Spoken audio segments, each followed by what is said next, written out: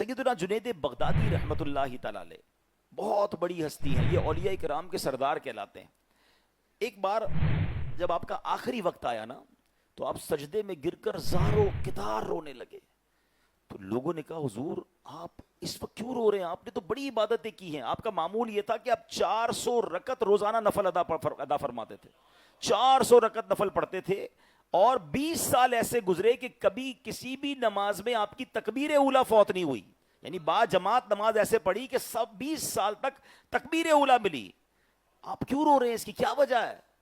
جنید بغدادی فرماتے ہیں کہ دل کو تڑپا دینے والا ان کا جواب سنیے، میں اس وقت اس سے زیادہ رونے کا محتاج نہیں تھا کہ یہ کہہ کر آپ تلاوت قرآن کریم میں مصروف ہو گئے۔ کچھ دیر بعد فرمایا قرآن کریم سے زیادہ میرا کوئی ہمدرد نہیں، میں اس وقت اپنی عمر بھر کی عبادت کو ہوا میں لٹکی ہوئی دیکھ رہا ہوں، جسے تیز ہوا کے جھونکے ادھر ادھر لہرا رہے ہیں۔ میں نہیں جانتا کہ یہ ہوا میری عبادت کو اللہ کے حضور کر دے گی یا اللہ کی بارگاہ سے دور کر دے گی۔ دوسری طرف ملک الموت ہیں اور پل صراط ہے، اور اللہ پاک کی طرف توجہ لگائے میں یہ انتظار کر رہا ہوں، نہ جانے مجھے جنت میں جانے کا حکم دیا جائے گا یا جہنم میں دھکیل دیا جائے گا۔ یہ کون کہہ رہا ہے؟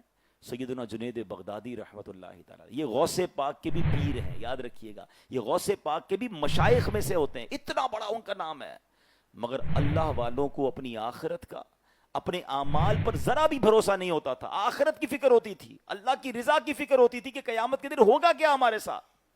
اب چونکہ ہم نے رمضان روزوں میں گزارا ہے، نمازوں میں گزارا ہے، تراویح بھی پڑھی ہے، کچھ صدقہ خیرات بھی کیا ہوگا، تو کہیں نہ کہیں یہ سیٹسفیکشن دل میں آ جاتی ہے کہ جناب اب تو بہت نیکیاں ہو گئی ہیں، اب تو بڑے کمال کر لیا ہم نے۔